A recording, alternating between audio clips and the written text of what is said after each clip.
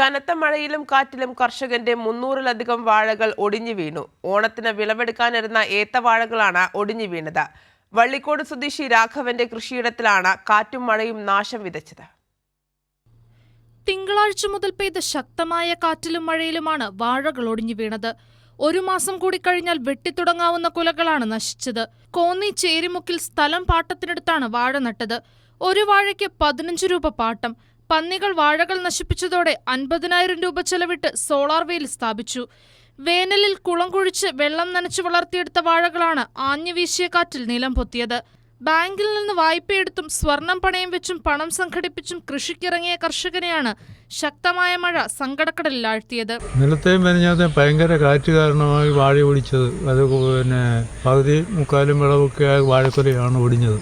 എനിക്ക് ഇപ്പോൾ ഒടിഞ്ഞ വാഴയെല്ലാം കൂടെ ഒരു 1.5 ലക്ഷം രൂപയുടെ നഷ്ടം ഇപ്പോഴുണ്ട്. ഒരു 200-250 വാഴ പോയിട്ടുണ്ട്. അത് ഓണം സീസണിലെ വിളവായി കിട്ടി വിപണനം ചെയ്യേണ്ടതാണ്. അതിപ്പോൾ ഇപ്പോഴേ ഒടിഞ്ഞു പോയി ആകപ്പാടെ ഇനിയിപ്പോൾ എനിക്ക് ഭാരിച്ച നഷ്ടം. നാടൻ ഏത്തക്കുലയ്ക്ക് നല്ല വില കിട്ടുന്ന സമയമാണിത്. ഓണവിപണിയിലേക്ക് കണ്ണു നട്ട് വളർത്തിയെടുത്ത പകുതിയിലധികം വാഴകളും ഒടിഞ്ഞു വീണു. അടുത്ത ദിവസം കൃഷിനാശം വിലയിരുത്താനെത്തുന്ന ഉദ്യോഗസ്ഥരിലാണ് ഇനി പ്രതീക്ഷ. കൈരളി ന്യൂസ്, പത്തനംതിട്ട.